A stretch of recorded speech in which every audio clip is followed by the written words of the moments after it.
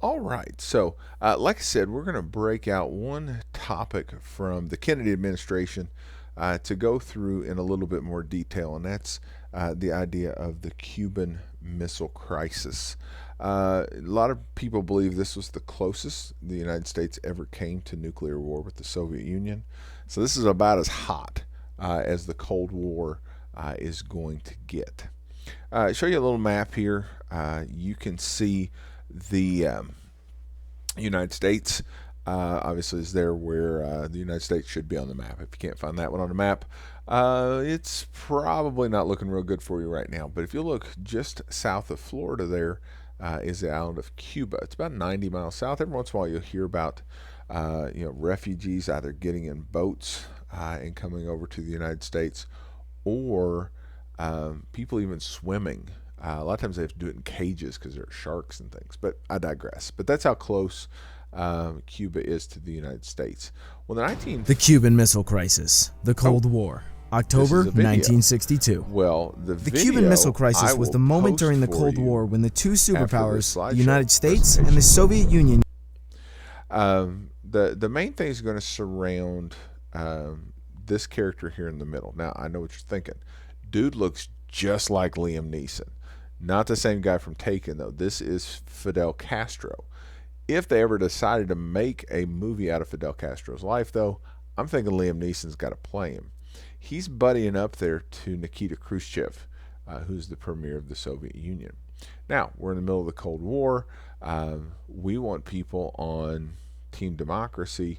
Khrushchev's not having it. He's going to install a communist regime in Cuba, buddy up with the Soviets, and now all of a sudden they've got a base of operations really, really close to the United States. There's this sets of missiles that both countries had, the intercontinental ballistic missiles, or ICBMs, and basically they had missiles that could get to Washington D.C., New York, pretty much every place but Seattle during the Cuban Missile Crisis. And if they launched a missile from Cuba, you've got less than 10 minutes before it gets to Washington, D.C. So you have absolutely no warning of an impending attack. And so it kind of shifts that balance of power in the Cold War. So President Kennedy felt like this wasn't something he could put up with. What you're seeing here is a picture from a U-2 spy plane.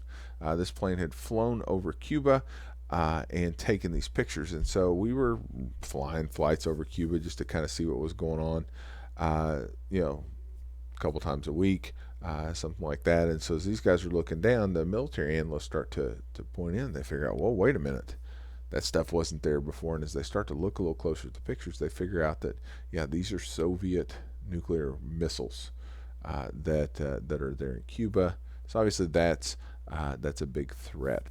Like I said, John Kennedy is going to be the president. His brother Robert, you see in the middle of that top row there, is his attorney general. So kind of the top cop in the country.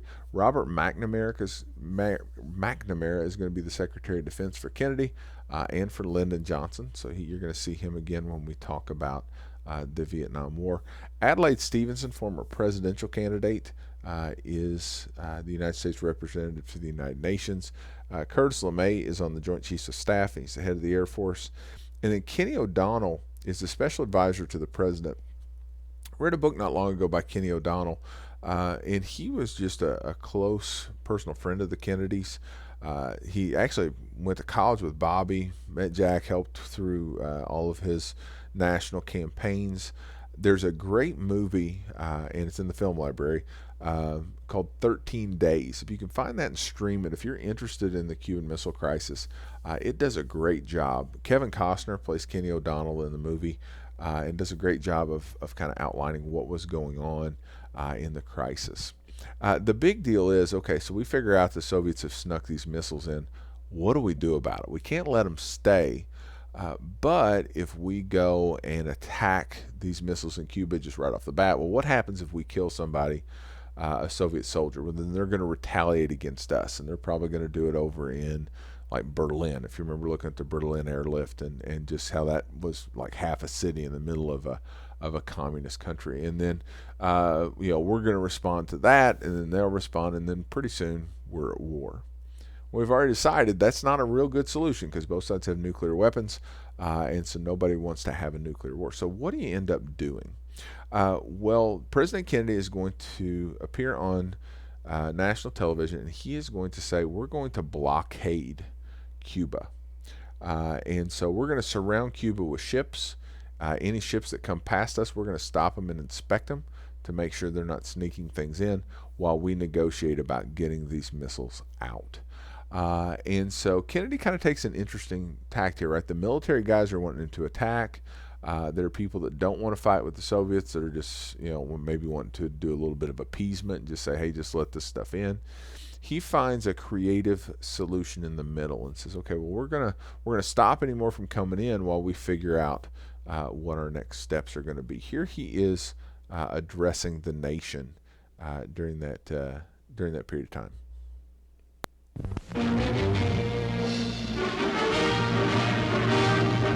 Good evening, my fellow citizens. This government, as promised, has maintained the closest surveillance of the Soviet military buildup on the island of Cuba.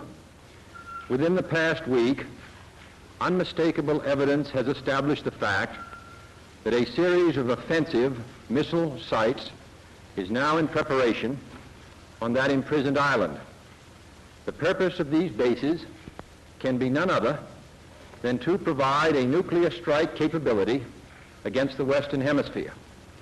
Only last Thursday, as evidence of this rapid offensive buildup was already in my hand, Soviet Foreign Minister Gromyko told me in my office that he was instructed to make it clear once again, as he said his government had already done, that Soviet assistance to Cuba, and I quote, pursued solely the purpose of contributing to the defense capabilities of Cuba, unquote. That, and I quote him, training by Soviet specialists of Cuban nationals in handling defensive armaments was by no means offensive.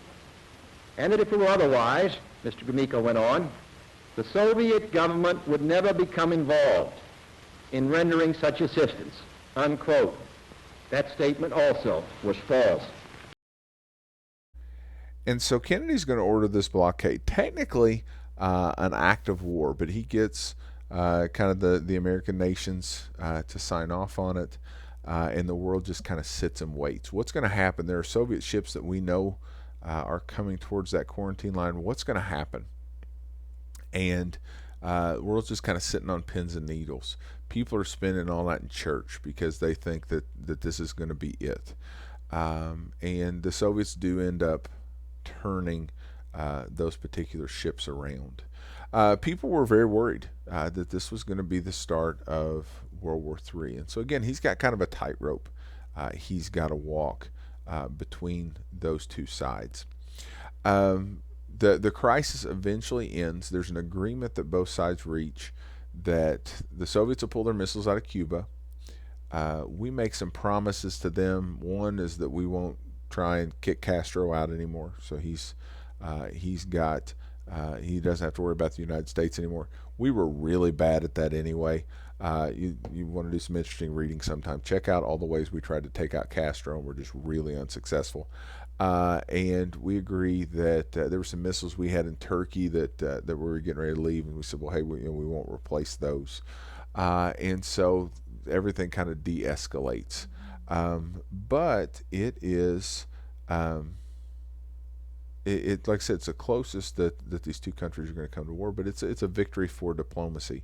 The one guy that's going to die in the attack is a fellow named Major Anderson. He was an Air Force pilot who was flying over taking some additional film, and the plane ends up getting shot down. Again, that's the kind of event that could have drawn us into war. Kennedy doesn't do that. This is a famous picture of President Kennedy right outside the Oval Office with his brother that comes from this period of time. If you get a chance, like I said, watch the film 13 Days, and you'll actually see anytime there's something that they kind of recreate, they put it in black and white. It's a neat thing they do in the movie. There's also a great movie, a little more of on the geeky side. If you've seen X-Men First Class, made several years ago, but the end of that is all about the blockade in Cuba. If you've seen that one, kind of the X-Men's first mission, it's kind of a little cool one. You'll see some historical connections too. Amanda, my wife, when she was in college, took a Cuban history class, and so uh, maybe a year before the end of the Obama presidency, he started to loosen some of the restrictions on Cuba. Cuba was a place where we couldn't travel as citizens of the United States. We didn't trade with them, and so Cuba's a very poor country. But he kind of loosened up and said, "Well, hey, we can do that." So there was a cruise that was going in there, and so Amanda and I hopped on the cruise, went down. These are some pictures from our vacation in Cuba. One of the ways that you could tell is American cars. We didn't export cars to Cuba, and so all the cars there were from the 1950s. And they were all really well taken care of, and people used them like taxi cabs. Like people would come off of the cruise ship, and then you'd pay fellas to take you around in these cars from the 1950s. But a really really poor country. You could tell the devastation that the economic sanctions the United States had put on them had that effect. This is the kind of a memorial. We didn't get to get out here. We were driving around a bus and saw this is the gun that shot down Major Anderson's plane. They had some of the wreckage of the plane that was there. And this was kind of a picture looking out over the city of Havana in Cuba. Beautiful country. Like I said, people from all over the world can travel there. There are resorts and things, but the United States isn't one of those places, and it's because we've had this kind of long and checkered history with them. So that is the Cuban Missile Crisis.